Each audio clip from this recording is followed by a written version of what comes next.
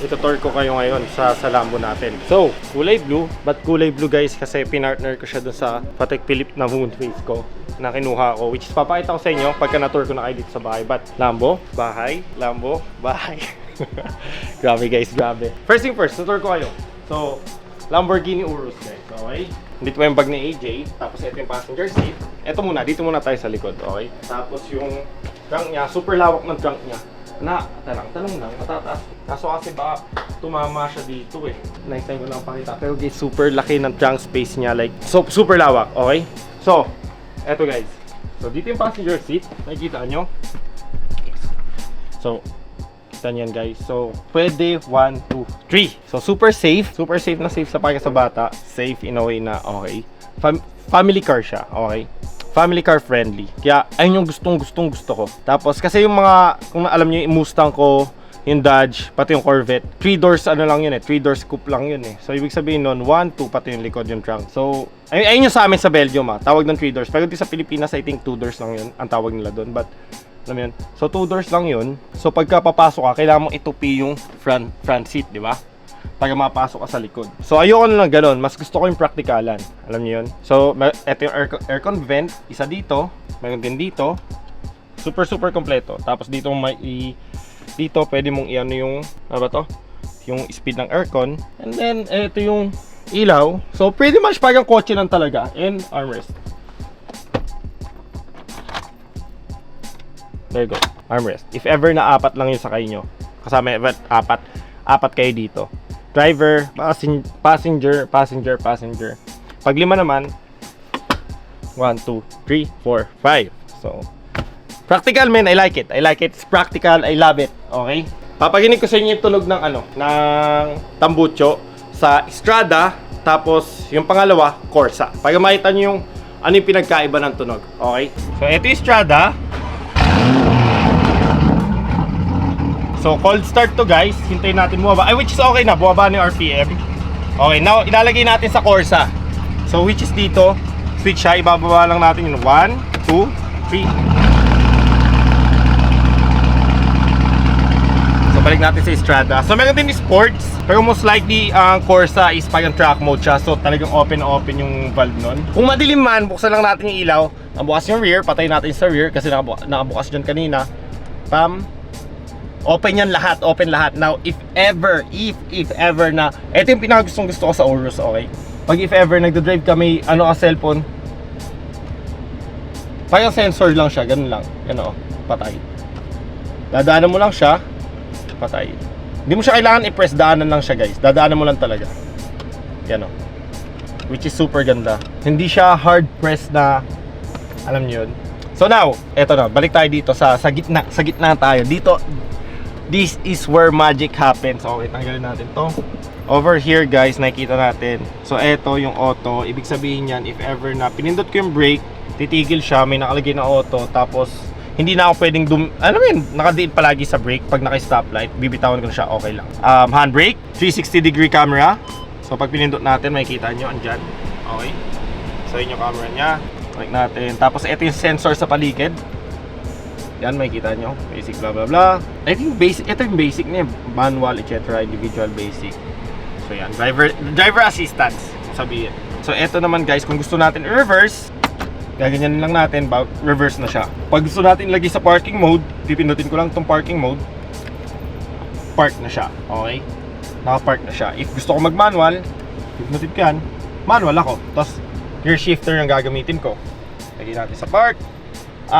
So now, if gusto ko mag-drive, so makikita nyo walang drive dito. So basically, isang pitik lang yan dito. Yan yung dito, makikita nyo. So pipindutin ko to guys, makikita nyo. From parking yan, magiging drive. Kasi yun. Pag gusto ko yung manual, dalawang din dito, neutral. I mean, sorry, not manual, neutral. Pagka gusto ko yung manual, pipindutin ko lang to. Tululaway pa ako guys. Yeah! Naglalaway ako dito din. Manual. Ganun. Alright, pag gusto ko ibalik sa parking, bam, reverse, bam, parking, balik. Gusto kong patayin yung engine, patayin yung engine. Ayun yung kinagandaan dito. Now, pag gusto kong buksan yung engine, wait, kaya lang, may lalabas na Urus dito eh, every time na inaan yan. Eh. Eh! Okay, bubuksan ulit natin siya guys. Start engine.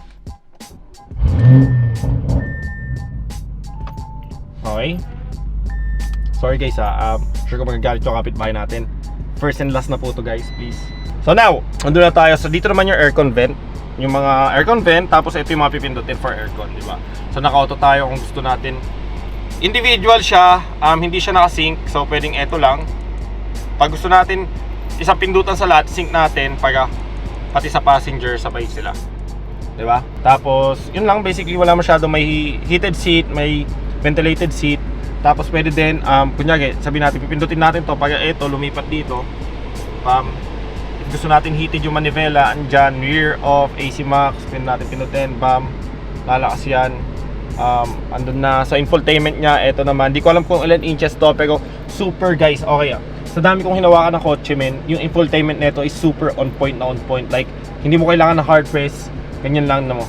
Ang bilis guys, oh. Ang bilis. Super bilis. Like, ibang klase. Pati din dito. So, ang nagustuhan ko din dito yung hazard. So, hindi siya button talaga. Ano lang siya, kung button or parang touchscreen eh. Tapos parang dito, if ever nagpa-fog, pwede natin pindutin. So, pretty much yun lang yung kailangan yung alamin. Tapos yung headlight, andito naman. So, naka-auto siya, etc. So, cruise control andito. Yung view, if ever gusto kong tignan sa kotse, dito, yung gulong, measurement, switch. Tapos dito naman pwede natin ano yun. I love it. Super gandang kotse, men. Super gandang kotse. Ang kinagandaan pa dito, ang pinaka-favorite ko guys, ang daming bagong kotse ngayon na lumalabas, may nawawala yung volume knob. So, thanks God na, alam mo yun dapat ilagay nila, worth magkano tong kotse na to, di ba? So, pag nawala to, magdadabog talaga ako, di ba? So, andito yung volume knob niya guys. Andito yung volume knob, pwede natin pindutin. There you go. Yun. So, pretty much, ganun lang siya. Apple CarPlay, Android Auto din. Tapos dito guys, pwede natin siyang iusog na ganyan. Ako inuusog ko siya palagi pagka nag-drive ako, pagka komportable. One hand. Pwede magbalik, pwede yung dalawa. Pwede sa passenger seat din. Pwede yung dalawa. Or pwede buksan mo, wireless charging, USB. Lagay na susi, if ever. Naging car reviewer na ako, pero kasi nakakabaliw kasi, totoo, to be honest. Okay. Tapos meron din siya dito, may lagay ng mga kung ano. Maluwang siya, in fairness, maluwang siya. Yung glove box, maluwang. Music niya guys, yung music infotainment niya. Yung buzz, yung speaker, super ganda. Ito guys, 4-wheel, etc. Suspension. Depende kung ano gusto niyo. Pero ako hindi ko naman yan ginagalaw, which is hindi naman masyadong kailangan. Pwede naman siya in lang talaga. So now, nakita nyo na yung Lambo. Pasok tayo sa bahay, patay na natin to guys. So guys, check natin ngayon yung sa likod ng bahay, lahat-lahat, pati yung sa harap. Mamaya natin tignan yung harap. So, ito muna yung bahay sa likod, guys. Okay. So, ito yung main headquarters. Wala pang kahit ano. Lagyan natin ang kama. So, ito yung first bedroom. Pero, mamaya papakita ko yung loob niyan. Ito siya, guys. Ito yung likod namin. Ganito. Okay. So, pang chill, if ever. So, yan. Si AJ yung order nito. Wala akong alam. Basically, ang plano ko dito, barbecuehan. Alam yun. Pero wala tayong magagawa. No matter what, pwede pa naman kayo mag-barbecue dyan sa gilid na yan eh. Kasi yun, nasa gilid na yan. So yun guys, ito yung likod namin. Now, tayo sa harap. And guys, by the way, yung lot area, hindi ko alam kung ilan square meter. Pero yung bahay mismo is around 395. Guys, kita nyo yung shade dito. Lahat. Okay? Ito yung entrance niya. Ito yung entrance namin guys. So may dalawang halaman. Fake to. Okay? Hindi ako mag-aalaga ng halaman. Baka mamatay ka agad yun ng 3 days. Fake plant. Hindi totoo ata, gagsi. So, pasok tayo guys. Ito yung first floor. Hindi ko mabuksan. Pwede ko pabukas. Sarili kong bahay, hindi ko mabuksan. Nakabukas na to natin dyan. Ulitin natin. Guys, first floor. Okay? Pina-interior namin to kay Ate Jen. Siya yung gumawa ng interior sa bahay namin. Kung matatandaan nyo. Baby, sino yung gumawa na ito? Si I Made Interior. Big shoutout kay Ate Jenny Ganaban. Thank you so much. So si Ate Jen, tinawagan ulit namin nung kinuha namin itong bahay na to. Sabi ko kay Ate Jen, ito yung tema ko. Ate Jen surprised me. Gusto ko, parang hotel yung bahay ko. Pagpapasok ako, oh shit, hotel. Alam mo yun, shit, ayokong pumunta sa hotel. Dito sa bahay ko, hotel na. So, ganun yung vibe. After nun, sila na nag-usap ni AJ. Tapos, sa gaming room ko lang, dun ko lang nilagay yung tema ko. Kasi, other than my gaming room, basically, gusto ko lang maging Instagrammable, pati TikTokeries yung dating ng bahay. Pero yun guys, daldalin ko na, pasok tayo. Okay, tanggal tsinelas. Welcome to the first floor guys. So, first floor to. Dito sa bahay na, dito sa first floor guys. So, pagdating nyo, pag-entrance nyo guys, okay, pagpasok nyo. So, halaman ka agad. Yung vibes, okay, andyan.